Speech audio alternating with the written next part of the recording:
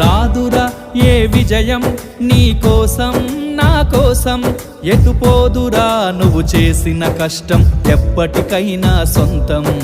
కాలంతో పయనించేవాడికి కానిది ఏముంది, సాధనతోనే సాధ్యమవ్వునని సదాశయంతో సాగర ముందుకు. రాదురా ఏ విజయం నీ కోసం నా కోసం, ఎటు పోదురా నువ్వు చేసిన కష్టం ఎప్పటికైనా సొంతం.